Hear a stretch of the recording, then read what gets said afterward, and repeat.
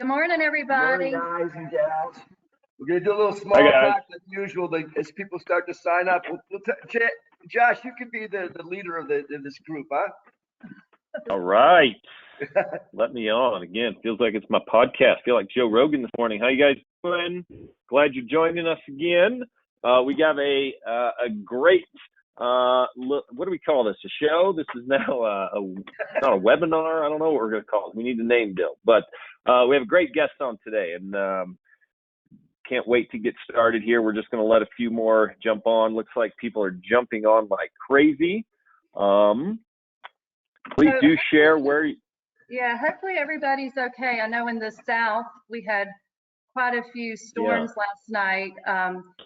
Robert Howell was telling us that there was some tornado in the town very near to them in South Carolina, near Clemson, that has some pretty major damage. I know here in Ocala, we probably about 5 a.m. we all got the alert to go shelter. So Riley, who turns 12 today, our grandson, spent the first part of his birthday morning in a closet, but thank goodness that it just had some trees down and stuff. So hopefully everybody's safe and sound that lives somewhere in Texas, Alabama, Mississippi, South Carolina, Georgia, and I guess some more maybe are going to get it today.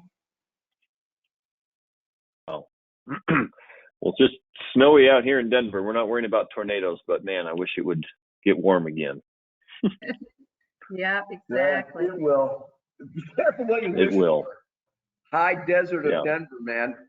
Oof. Yeah, exactly. We had 72 yesterday. Now it's snowing. Such is life. All right. Why don't we get it going? Yep. Okay. All right, guys. So we're still piling in, but let me do a little housekeeping here before we get started. So thanks again, everybody, for joining us. A few little things here. So if you're joining us for the first time, welcome.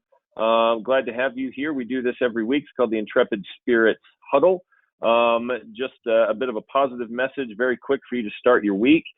We do have a Facebook group open now. So if you guys haven't been on the Facebook group, please do that. Search Intrepid Spirits, and you can go and join the conversation there. We'll be posting links to the recorded videos and other things. Please also, as a reminder, send your video or send your pictures, updated pictures. I know we can't share video on here yet. We're still working on that, but it's kind of hard with so many in attendance. So post your photo on where you guys are and what you're doing. If you have any questions or comments, please post them to hello@resourcedepartment.co so we can go ahead and make this better for everybody. Before we get started, wanted to announce, so we try and end every episode here with a question and answer session. So you will see a couple of tools on your sharing screen. A couple of those there are areas to insert your questions. There are areas to raise your hand. There are a comment section. So wherever you feel most comfortable, please be posting throughout the episode so that we can call on you at the end. We will unmute you and allow you to ask questions to our guest today, Coleman Ruiz. If you have any other thoughts or comments, please add. At the end of the day, we also sign off with Dill doing some happy moments. I know we're kind of in a weird spot right now with the virus and people being shut down and everything else. So if you have some happy moments we could share, we'd love to hear them. So share anything you guys have and also any dedications. We've had some healthcare worker shout outs and others. So if you have any of those, please do share in the comment section so we can call those out at the end and leave on a good note. So with that said, I'd like to turn over to Dill and Susan, and we can begin today with our special guest, Coleman. So Dill, Susan, over to you. Hey guys, welcome back, team. As always, we're praying for everybody's health and wellness as we continue this journey. The sea is dangerous and its storms are terrible, but these have never been sufficient reasons to remain ashore. Unlike timid souls, intrepid spirits seek victory over those things that seem impossible. It is with an iron will that they meet the most daring of all adventures, to meet the shadowy future without fear and conquer the unknown. You'll get tired of me banging on that, but I'm going to bang on it forever like we did all those 25 years at Ignition and Momentum. Everyone on this webinar is an intrepid spirit. Okay, and with that said, there comes a responsibility to be leaders in this time of change. And we know that this change frightens many people. We, on the other hand, must embrace it. We must plan for the future, knowing that plans will change. We must approach the following week with the 4 F's. Probably remember these from before, guys. Number 1, focus. Focus on your routine. Number 2, flexible. Know things are going to change every minute of every day, the way things are going around here right now. Finish. Do it. Do it. Commit, do it, set your bar where it needs to be and jump over it. And lastly, the 4th F, of course, is fun. Let's remember to have some. As intrepid spirits, we also must lead by our actions. I know this team, we got this. And I'm going to turn it over to Susan. Coleman, we're so happy to have you here today. Sunshine? Great. All right, so everybody's present. We're here. Hopefully you've got a smile on your face and you're ready for some positive human energy. Our goal of the week, and I'm going to have this goal continue every week, is to spread positive human energy. So as we go throughout our weeks, let's make sure that we do that.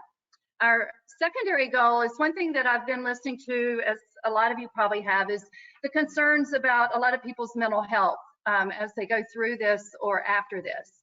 And one of the things is there's a lot of chaos going on, and a lot of people find that if they can keep a routine going, that it helps them to manage better from a mental state. So let's make a goal this week, because I know myself, at the very beginning, I had a great routine. I would wake up, I'd have my coffee, I'd get on the treadmill for about an hour, and then I would read some books or something, and then I'd go for a walk, and that was my routine. It was just being very active and athletic. I found myself last week just kind of sitting around, and I'd read my book, but then I'd look at my social media, and then I'd get bored, and then I would just like kind of get depressed. And so I found that I was falling out of my routine. So really encourage all of you guys to make sure that you establish a routine through this time, and you just kind of stick to it, make it positive, and then spread the positive human energy to everybody. Now, Coleman Ruiz. Coleman has been part of our world since when was the first national relay for Carry the Load? October of 2011, Coleman showed up in Atlanta. He had literally just been discharged from the U.S. Navy. And I think we were the first meeting Coleman had. I think it was like literally 48 hours later or something crazy, right?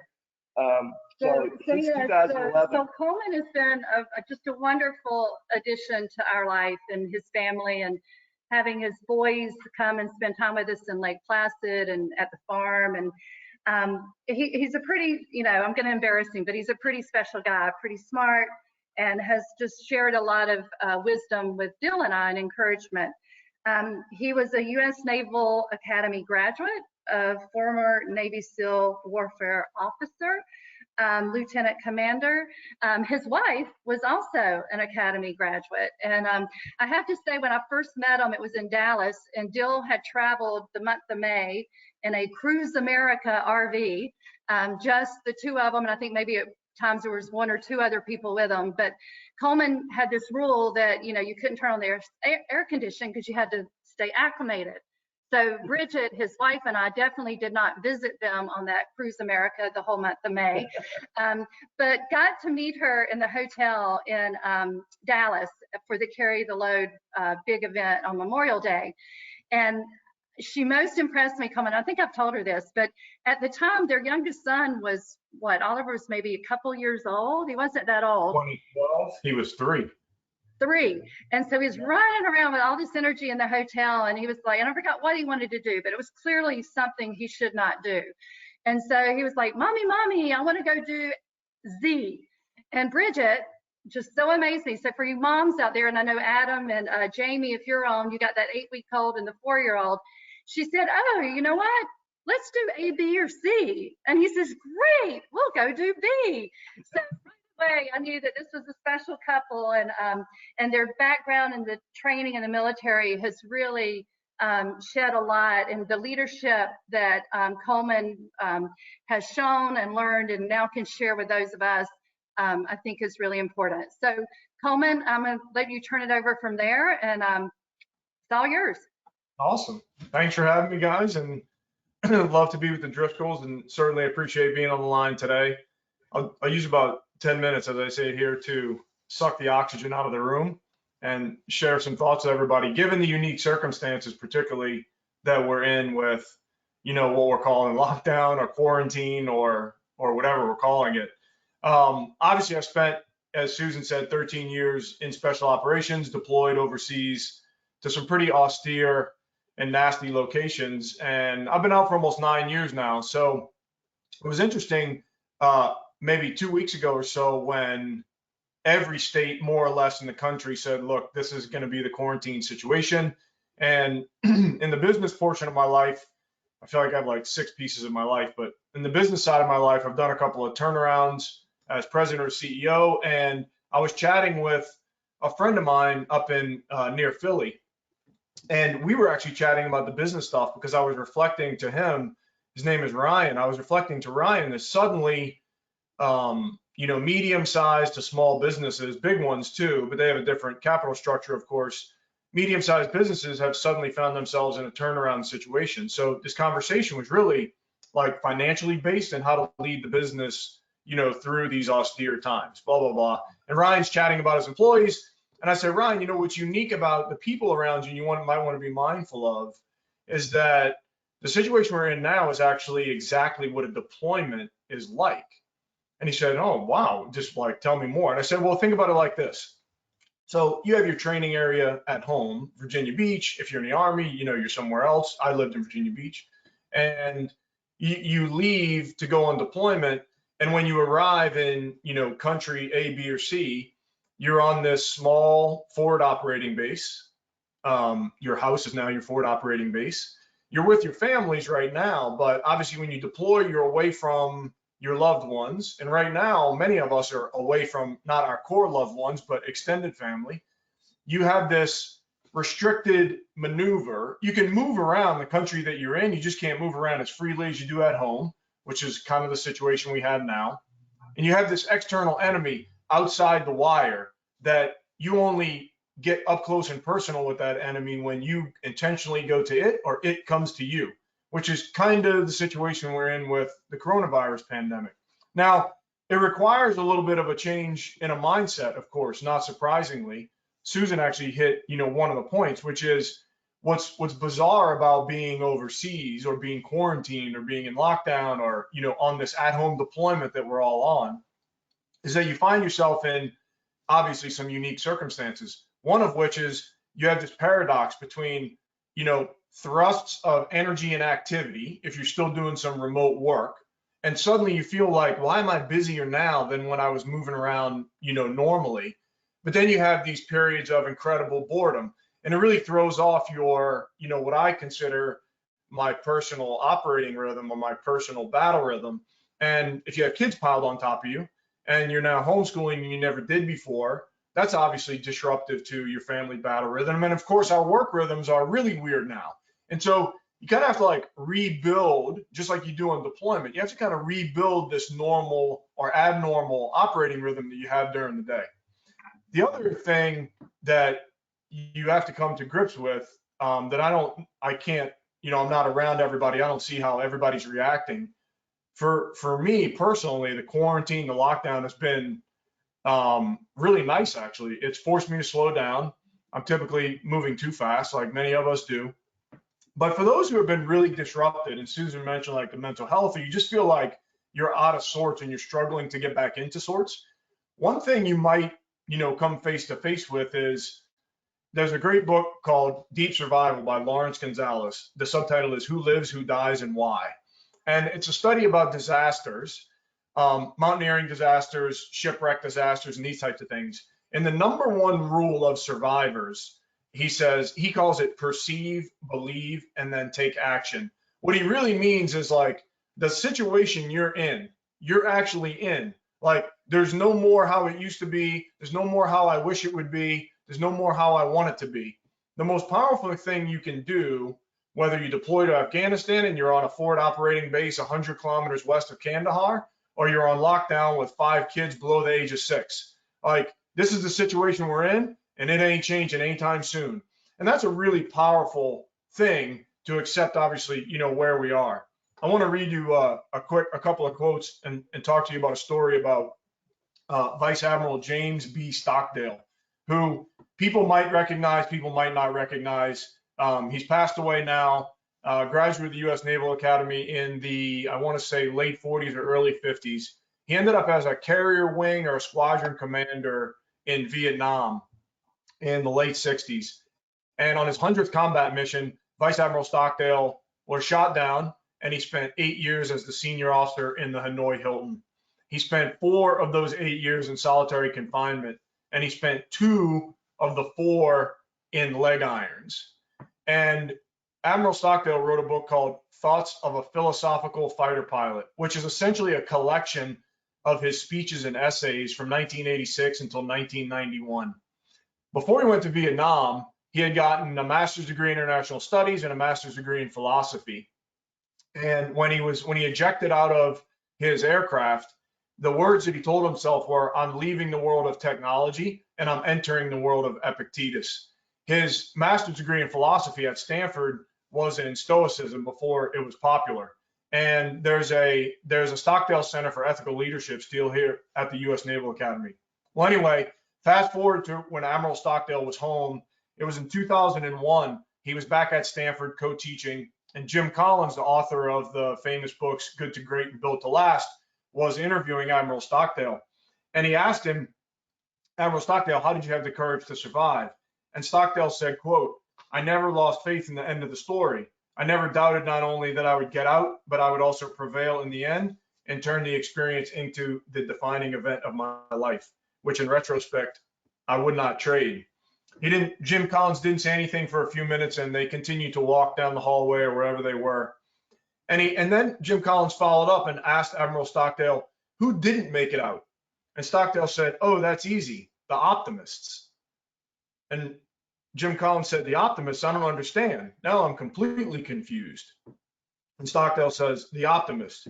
Oh, they were the ones who said, we're going to be out by Christmas," and Christmas would come and go. Then they'd say, "Oh, we'll be out by Easter," and Easter would come and go, and then Thanksgiving, and then another Christmas, and then another Easter, and they died of a broken heart. And after another long pause and more walking, Admiral Stockdale finished by saying, "This is a very important lesson. You must never confuse faith that you will prevail in the end, which you can never afford to lose, with the discipline to confront the most brutal facts of your current reality, whatever they might be." Now, we're not locked in the Hanoi Hilton. The point is we have the situation that we have, and the truth is in life, we have whatever situation we have. In poor Dill's case, it was no air condition for a month in the middle of summer on the East Coast with me. But we have the situation that we have, and we have to act accordingly, whether that's a healthcare provider on the front lines who are frankly really on deployment, or it's normal people like us who are locked down at home. Again, thankfully, I don't have children in diapers anymore, and I feel for the mothers and fathers who do.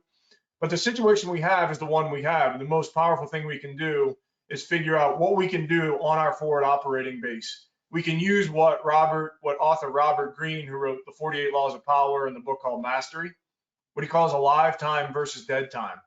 Dead time is that passivity when we get lethargic. And I agree with Susan. Sometimes when my personal operating rhythm or schedule is off, I can find myself burning what might be called dead time. Or we can use alive time. What's really common for people in deployment is to learn a new language, advanced drawing or painting or whatever, finish 50 books, finish a college degree. That happens a lot on deployment because in that paradoxic situation of busyness traded off with incredible boredom, people get in the best shape of their lives. And it's a really good time for you to reorient our priorities. So I probably have, as Dill knows, 15 or 16 other points on what to do on deployment or what to do on lockdown, but I'll pause there for now in interest in time and to keep the schedule. And obviously I'll take whatever questions.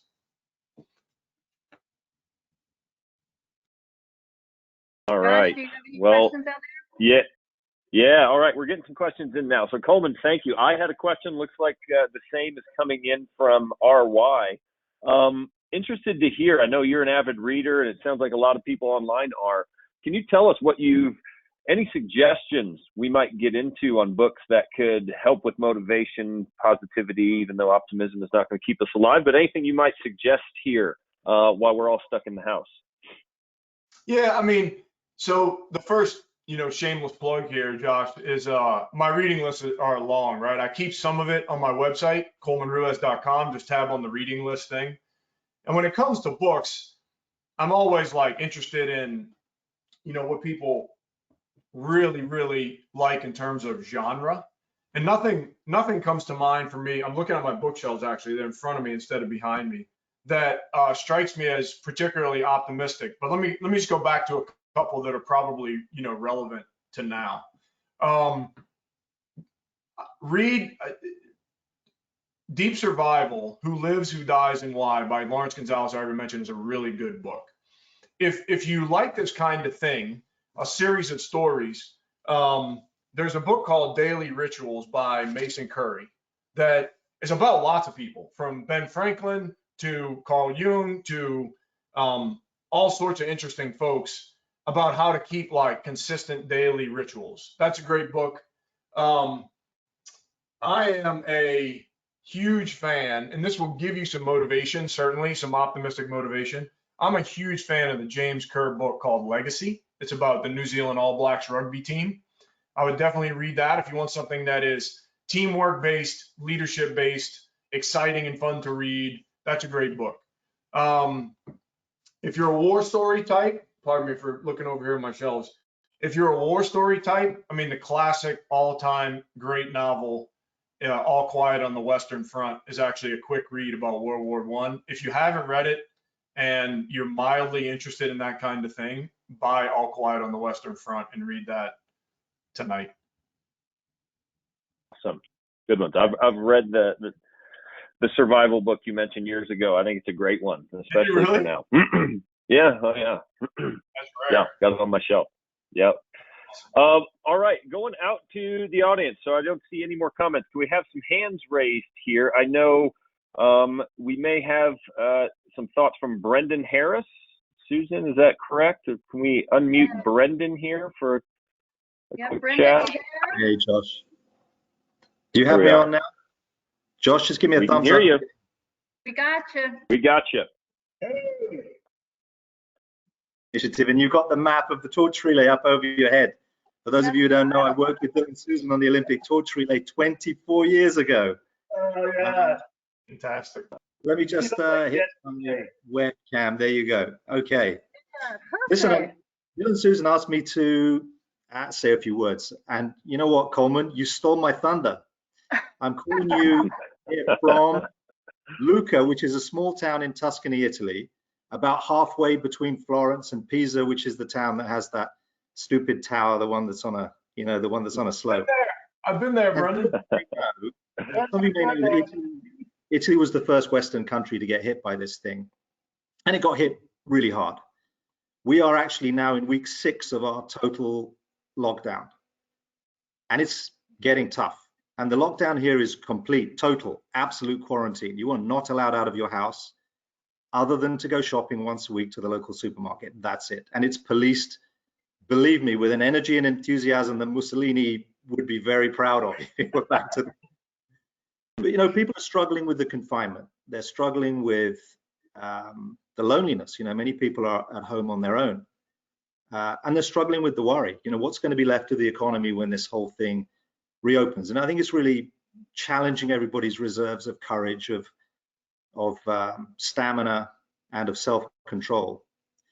But I don't like the use of this word unprecedented. I think humanity has faced challenges before, absolutely on a scale like this, and in fact, even greater. And what we've learned from all those challenges in the past is that it isn't the scale of the challenges, it's how we respond to it, it's how we react to it. And Coleman talked about Stoicism, and I studied philosophy at university as well, and I absolutely love Stoicism. It's been an inspiration to me for a very long part of my life. And of course, it's Roman. You could say it originated in ancient Greece with Socrates, Plato, and Aristotle, but it was picked up by the Romans. And 3 in particular, whose books we have, fantastic. We have so many books from Seneca, from Epictetus, who Coleman talked about, and particularly Marcus Aurelius. Now, the Stoics, everybody kind of knows a little bit about Stoicism, but it's really roaring back into fashion now. You know that there's a global Stoicism conference now every year that you can attend. There's a Stoicism app where you can get wisdom from the Stoics on your phone every morning to start your day. And the Stoics believe that leading a good and decent life was the most important thing a human being can do. And they defined 4 things, in fact, you could say only 4 things that are important, which is courage, wisdom, a sense of justice, and the ability to control your own emotions, which of course is the thing they're most famous for. The Stoics said over and over again, you've got to distinguish in life between the things you can control and the things you can't control. And those things you can't control, forget about it. Don't waste a second of your life worrying about things you can't control. The thing you can control is your mind. You can control how you respond to things. When I was working with Dylan and Susan, I spent my 2 wonderful years in the US. I learned this great American expression that you Americans said, you know, you say, don't sweat the small stuff. Well, the Stoics would say, hang on a second, don't sweat the big stuff either. You know, it's not only, it's also the big stuff. And we are right now in the middle of some big stuff. There's absolutely no question about it. But it will pass. It will pass. And I think when it does, it's up to each and every one of us to decide, you know, I think to find that inner Stoic, to bounce back, get back in the saddle. And I want to end with just a quote from Marcus Aurelius, who was the greatest of all the Stoics, possibly, by the way, the greatest human being that ever lived. Absolutely one for your bookshelf, Marcus Aurelius's Meditations. He said, when you rise in the morning, think of what a precious privilege it is just to be alive, to breathe, to think, to enjoy, to love. And there are many people on this webinar today who are in positions of leadership. It's up to every one of us when this thing has gone to jump back in, lead from the front, and get everyone to bounce back. Dill, Susan, thank you so much for giving me the chance to talk tonight. Great. Thanks, Brandon. Thank you, Brandon. It's so great to see you. You know, we're so blessed to have Coleman and Brendan and all the people here that's on this call on the Vortex, and there's so many others that, yeah, I'm literally have goosebumps right now, to be honest. And I just share with all of you guys on this Vortex that the purpose of the Vortex is reach out. Let us know, hey, I need to talk to Brendan. I need to know more. Great, we'll connect you to Brendan. Brendan will fire you on email, and you can, you know, or Coleman or anybody in the Vortex. The whole idea of the Vortex is you're in, and that means you're a good person. And if you're not a nice person, we kick you out. It's pretty simple, right? Next week, real quick, we got Victor Koch from IMI Research. They've done some interesting things on the consumers and sports and entertainment and what it's going to mean when this whole thing comes back to the new reality. And so it'll be, I think, interesting to hear what they've got to say. And another quickie as I leave, can't help myself. So George Patton, something to think about. Do not tell people how to do things. Tell them what to do and let them surprise you with their results. Okay, before you end, I know you're getting ready to end. Oh. Josh, do you have any more hand raises or questions or chats or comments that we want to share? Yeah, I'm just looking here. We have a couple things. I know we're running out of time. Bertoni, you're on. I know you've got some things to share. Can we do that on Facebook and call you next week? I know you've got some things to look at, et cetera.